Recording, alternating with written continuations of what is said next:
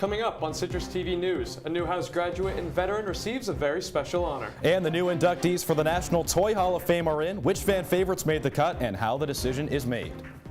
And U.S. Capitol police officers are awarded for their bravery in the congressional baseball practice shooting that happened months ago. Citrus TV News starts right now. Now, Citrus TV News live at 6 starts with breaking news. Breaking news tonight, a new massive power outage in the city of San Juan. The problem is with a failure of a transmission line. I'm Conor Wight. And I'm Drew Carter. Some residents had just gotten their power back 6 days ago. Power generation dropped from 40% to 18% this afternoon. And a kidnapping investigation in DeWitt led officials to make the biggest cocaine bust in Onondaga County's history. Officers announced the arrest of 38-year-old William Sullivan last Friday. Police charged Sullivan with kidnapping, abusing his wife, and possessing millions of dollars worth of cocaine. And you can see on the screen what officials found in his home. The drug bust started with a call for domestic abuse. Police say Sullivan beat his wife, threw her in a plastic bag, and drove around with her in his truck. He released her from the truck, and she called 911 with non-life-threatening injuries. A Newhouse alumna and veteran received the surprise of a lifetime this morning. Citrus TV reporter Gabrielle Caracciolo is live at Newhouse to tell us how and why the veteran is being honored ahead of Veterans Day this weekend. Gabrielle? Thanks, Connor. Yeah, the Military Times has ranked Syracuse University currently the #1 private school for veterans and military families because of their work to honor veterans. And one Newhouse alumna and veteran in particular especially embodies that mission. This morning, Stacy Pearsall was honored with a surprise on NBC's Today Show. She broke into a smile as she hugged her new service dog for the first time. Pearsall was injured in Iraq after an attack on her squadron. Her new service dog, Charlie, helps her to remain independent and cope with the pain of her disabilities. And now that she's retired from the service after 3 combat tours, she uses her photography skills to thank other veterans by preserving their lives through images and stories. She says her Veterans Portrait Project helps her to continue her service to the country without the uniform. Well, that's an amazing story. Has Ms. Pearsall, has she made it back to campus yet? Yes, she was on campus on Tuesday and Wednesday taking pictures of veterans here in the lobby of Newhouse 2. And she invited any and all veterans to stop by so she could take their pictures for her Veterans Portrait Project. And Pearsall's not just any photographer, she is the only woman to win the National Press Photography Association Military Photographer of the Year twice. And Charlie sounds like a very talented dog. How long did it take for her to be trained? Well, Charlie was trained by the group America's Vet Dogs for the past 15 months, and throughout that time, she was featured on NBC's Today Show as their puppy with a purpose, with the goal of raising money for the America's Vet Dogs cause, because it takes over $50,000 to breed and train these dogs so that they can assist veterans in need. Thanks, Gabrielle. And November on campus means it's time for Syracuse students to start picking classes for next year. Citrus TV reporter Greg Bradbury spoke to freshmen to see how they're handling this new task. Syracuse University freshmen did not have much of a choice when it came to making a schedule for their first semester classes. However, with the start of a new semester just around the corner, they are given the freedom to pick and choose classes and class times for the spring. But many freshmen have found the process overwhelming. It's just been stressful, but it's not the worst thing, and I know once first semester will probably always be the hardest one, getting used to everything. And right now, many freshmen are making their schedules for the first time.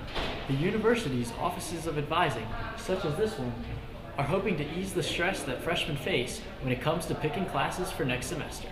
The academic advisors understand that creating a schedule can be daunting at times, but they are there to help students out through every step of the way. Kind of talk to them about registration and what are some good classes to take, and actually they get feedback from other students. They're telling them the classes they like and they don't like. Another level of complexity that freshmen have to deal with is that the opening enrollment date for freshmen is last of all SU students. Many are taking this into consideration when making possible schedules. I'm well aware I'm not going to get anything I want, but I think that's just comes with time. For all those struggling to sort out their schedules, the offices of advising suggest students to schedule an appointment with them and help it get sorted out. They also recommend that freshmen specifically come up with backup plans in case they do not get their first choice set of classes. Greg Bradbury, Citrus TV News. And in addition to visiting an academic advisor, students are encouraged to use DegreeWorks to help figure out what classes they need to be taking and how to fit them into their schedule. 2 legendary SU alumni are coming back to campus next week. Sports broadcasters Mike Tirico and Bob Costas will visit the Hergenen Auditorium on Tuesday and Wednesday, respectively. Newhouse is honoring Mike Tirico with the Marty Glickman Award for Leadership in Sports Media, while Costas is coming to speak to sports media students. Seats are already sold out for the Bob Costas event. The Paradise Papers, a set of over 13 million documents related to offshore investments, were released on Monday. In addition to 120,000 people and companies implicated, more than 100 universities were as well, including SU. Talking Points analyst Byron Tollefson has more. The Paradise Papers revealed that 100 U.S. universities have offshore accounts through their endowments. Endowments are tax-free donations that can be invested to create income for schools. But when the school's earnings are generated outside of education, they have to pay taxes on them. This is where Syracuse University comes into the equation. According to The Guardian, in 2012, SU invested in the NCAP Energy Capital Fund. Now, that offshore fund feeds into the NCAP Investments Company located in Houston. NCAP has given $20 billion to oil production since 1988, and The Guardian says SU put money into NCAP, along with other institutions like Alabama and Rutgers. In 2007, SU signed the American College and University President's Climate Commitment. SU also designed a climate action plan in 2009. In 2015, SU committed to halt investments in fossil fuels. Chancellor Kent Severud said SU has a long record of supporting responsible environmental stewardship. But now critics say with these revelations, SU's true stance on climate change has come into doubt. So Byron, these are some stunning revelations. Would you be able to speak to whether or not SU has received any direct criticism yet? Well, this is the problem so far. There hasn't been any direct confrontation with SU about it. There was one article in Syracuse.com which said explaining the Panama Papers, but not explicitly saying SU's role in it. I would hope going forward there's a direct question to the university. Is this true? Did you do this in 2012? And are you still doing it up until this point? It remains to be seen, but it's definitely a serious issue that needs to be covered. Well, we'll be sure to follow this issue as more comes out. Byron, thank you. Early Halloween morning, DPS reported a break-in on the 7th floor of Del Plaine Hall, prompting a string of rumors across campus. Despite the incidents, residents I spoke to didn't seem too concerned about their safety. I guess the DPS is pretty transparent when it comes to basically telling us like what happened and also what we should do. So we just hope that it was just a one-off thing, honestly. And I'm definitely very appreciative of DPS doing everything that they can, being very communicative, given this situation. In response to the incident, DPS did send out an email to Del Plaine Hall residents. While the email did recommend students lock their doors, DPS still made sure to check with residents in person. So I, one morning, got a knock on my door saying that it was DPS. I ran out into the hallway in my boxers, and I was sort of disoriented. It was 7:45 in the morning, and I said, "Officer, is everything okay?" And he said, "Yes, everything's okay. Just make sure to lock your door." So it's sort of like a wake-up call for me that even in the middle of the night, I need to lock my door because anyone can really just come in. The locks at Del Plaine are old, bringing up questions surrounding their need for replacement. I was actually pretty surprised that the locks didn't have the RFID technology where you could, press your ID against the lock and, the door unlocks. As the university continues to spend millions on framework renovations, some students say they could be allocating that money to security upgrades to make residents feel safer in their dorms. Now, DPS and Fix-It declined to comment on any possible plans for potential security upgrades. Currently, the Shine Student Center is one of the only facilities on campus to have this RFID technology, which stands for Radio Frequency Identification. You may not have realized it, but SUIDs have the contactless technology already built in, and all it takes is a tap of your ID to unlock any RFID-enabled door. Thanks, Zachary. The paper airplane is flying into new territory, the National Toy Hall of Fame. The airplane is one of the 3 newest inductees into the Hall of Fame, which is located inside the Strong Museum in Rochester. Other inductees are the board game Clue and the Wiffle Ball. So how do toys make the cut? The public initially nominates inductees, with the final decision going to historians and educators. Toys must have inspired creative play for generations in order to be granted the honor. And a woman who left her fiancé to drown in the Hudson River is sentenced to prison. Angeliska Graswald was sentenced to up to 4 years in state prison yesterday. The woman committed the crime in 2015 when she and her fiancé went kayaking and the boat capsized. The man's body was found weeks later. Prosecutors initially charged Graswald with second-degree murder after she gave conflicting statements to the police. In July, she pled guilty to criminal negligent homicide and admitted to removing a drain plug from the kayak. The Onondaga Historical Association remembers 100 years since the U.S. entered World War I. The OHA is presenting an exhibit about Onondaga County's role in the war with photographs, posters, gas masks, letters, and more. Onondaga County sent almost 13,000 soldiers into Europe. The exhibit is at the Onondaga Historical Museum in downtown Syracuse and is open to all. The public can see it for free until Sunday at 4 p.m. It was sunny and chilly on the hill today, but it seems like we might be getting a taste of winter sooner than we think. Yeah, and Jack Watson is here to break it all down. The winter weather. Jack, how is it? Thanks a lot, Connor and Drew. It was mild throughout the day today, but within the next 24 hours, we can expect a drastic drop in temperature and a cold winter blast. The National Weather Service issuing a wind advisory for our area from 1 a.m. to 4 p.m. Friday, saying cold Canadian air will arrive tonight with rain turning to snow overnight. That snow is accompanied by temperatures below freezing, the low at just 22 degrees. Additionally, our area could get up to 3 inches of snow depending on how long the development stays around the area and how cold the ground gets, but it's not far-fetched to see our area get a coating of snow overnight. That snowfall will be regional, and some central New York areas could be getting 4 inches of snow when they wake up.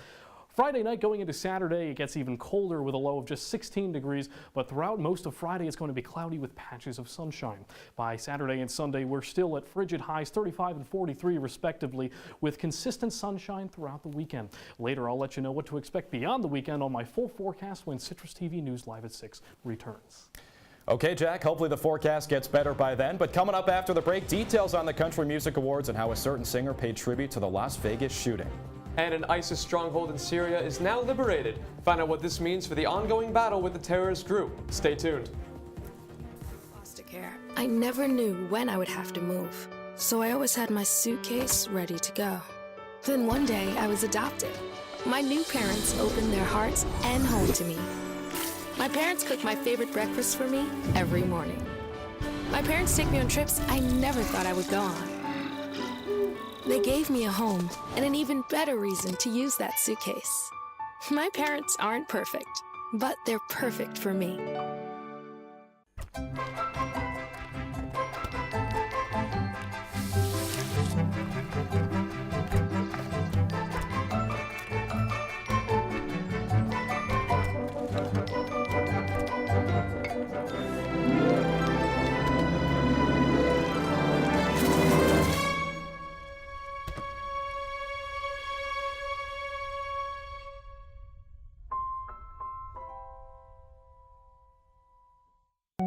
They told me a bottle couldn't dream,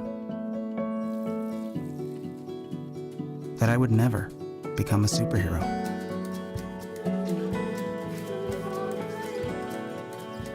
But I learned how to fly,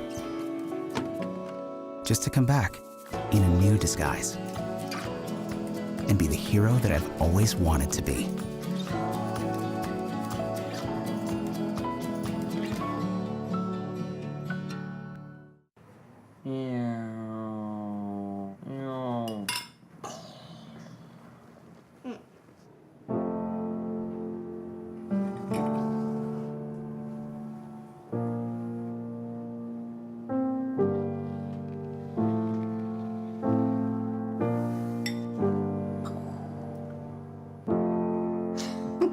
Visit aarp.org/caregiving for information on how to provide even better care for the person who wants to care of you.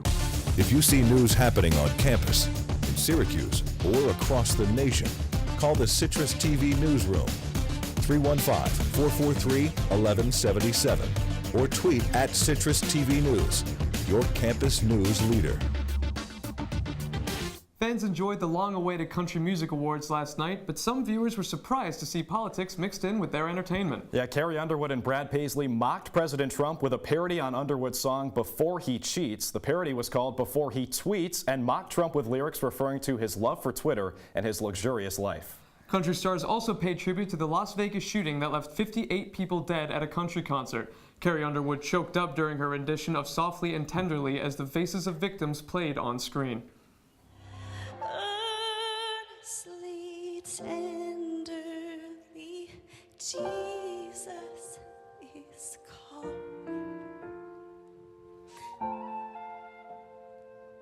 He's calling, oh sinner. Members of Congress presented 5 police officers with the agency's highest honor this afternoon. Leaders awarded the officers with the U.S. Capitol Police Medal of Honor for their bravery when a gunman opened fire on lawmakers during a baseball practice in June. House Majority Whip Steve Scalise was shot during the incident and spoke at today's ceremony. He says the police officers prevented a mass execution and thanked them for their protection. FEMA is helping more hurricane survivors move from Puerto Rico to the continental U.S. The Puerto Rican governor chose New York and Florida as the state survivors can temporarily relocate to, as both regions have a large Puerto Rican population. Officials are unsure how long the air bridge will take to set up. It is also unclear when the flights will begin. This will be the largest number of people FEMA has ever flown out of a disaster zone. And a bombshell out of Alabama. The Washington Post reported that Alabama Senator-elect Roy Moore sexually assaulted a 14-year-old girl when he was in his 30s. Over 30 people confirmed the story, and other underage women said Moore flirted with them as well. Moore has denied the allegations, but if they're true, it could have a huge impact on the Senate. His colleagues say that Moore needs to resign if he did assault the girl. Also overseas, Trump continues his Asia trip with a visit to China. The president met with Chinese leader Xi Jinping and praised the nation for taking advantage with a trade surplus. These comments surprised many, as Trump previously criticized China for their trade decisions and response to North Korea. The two leaders also discussed North Korea's nuclear threat. Trump believes China could fix the problem easily and quickly. The president will visit Vietnam and the Philippines later in the week. And a nurse may be Germany's deadliest serial killer after police found more of his potential victims. The man, identified as Niels H., is already serving a prison sentence for murdering 2 people. His suspected death toll is now at 102 victims. Investigators say the killer admitted to deliberately injecting patients with deadly drugs and then attempting to revive them in order to seem like a hero. Police believe his total murder count may still rise. Prosecutors will likely bring charges against the nurse early next year. The last major ISIS stronghold in Syria is liberated. The Syrian army and its allies announced the liberation of Abu Kamal, which is located near the border of Iraq. Abu Kamal's liberation signals the fall of ISIS in the region. However, ISIS fighters still control villages in the province. The Syrian military commander stated after the fall that after fierce battles that eliminated large numbers of terrorists and ISIS leaders. And when we return, our weather anchor Jack Watson tells us what we can expect for the days ahead. Don't go away. Every time I hear the alarm bell go off in school, I think it's an air raid. A lot of houses in our neighborhood have been destroyed. I like to close my ears and sing songs whenever the bombs come close. I'm worried our new neighbors won't like us. But I know it's all gonna be worth it. I just want my family to be safe. But these are not my words. These are not my words. These are not my words.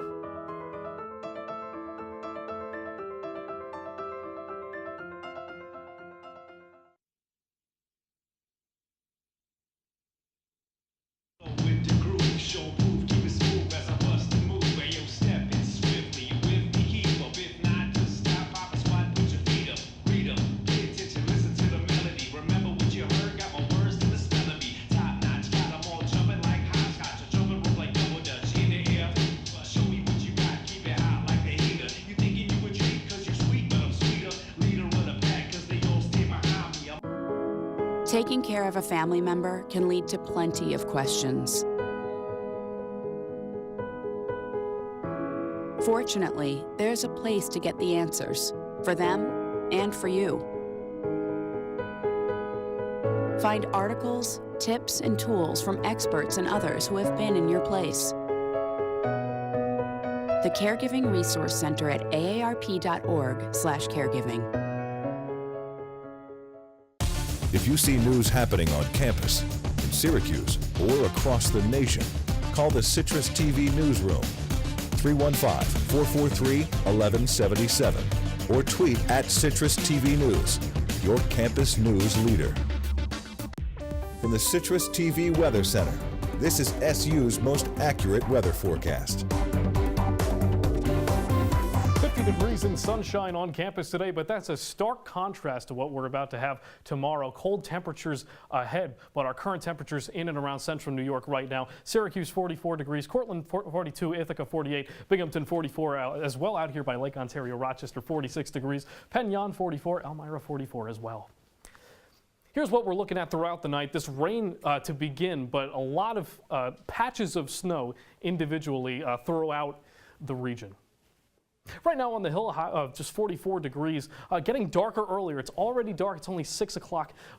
I'm sure you've noticed that, and I'm sure you're enjoying that extra hour of sleep.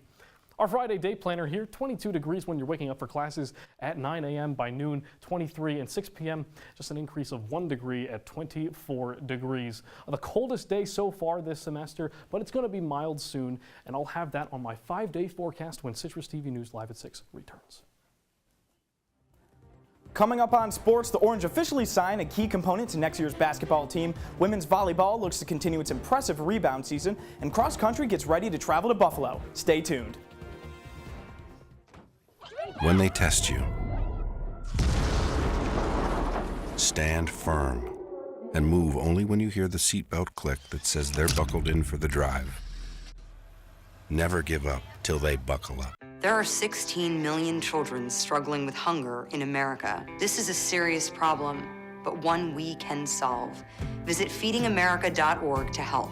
Together we can solve hunger. Together we're feeding America.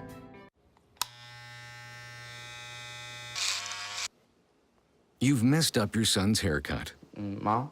Do you A, try to fix it?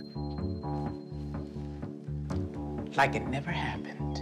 B, work with what you got? Or C, show solidarity? Thank you, baby. As a parent, there are no perfect answers. But you don't have to be perfect to be a perfect parent. Thousands of teens in foster care will love you just the same. Hey, Hard, what's this? That's my resignation letter. You're resigning? Why? Because you're constantly ignoring me. You're half as active as you used to be, and you eat stuff like this. You've been putting me under a lot of pressure lately. That's why I'm ready to quit. I forgot. I'll do better. Please, don't quit on me. Okay, but remember, it's not what you say. It's what you do. Listen to your heart. Don't let it quit on you. Let's go for a walk. Uncontrolled high blood pressure could lead to a stroke, heart attack, or death. Get yours to a healthy range before it's too late.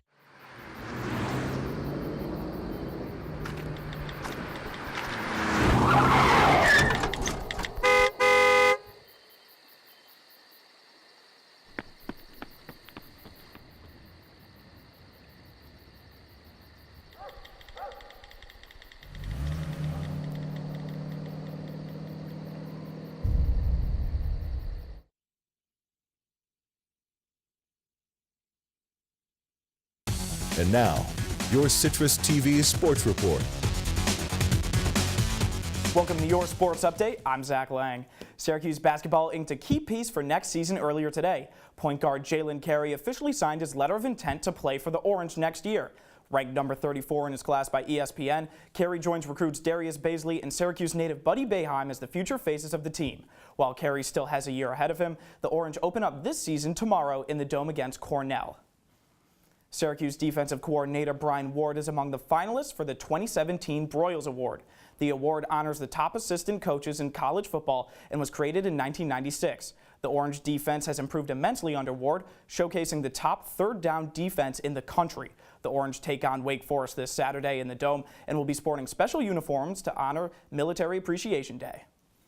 And Syracuse volleyball is rebounding after last year's disappointing season. The team had just 7 wins all year. Now they hold an impressive 17-10 record. Freshman contributors have given new life to this team, including Israeli outside hitter Al-Assada, who is third on the team in kills. But Coach Leonard Yellen said she is still adjusting to playing volleyball in America.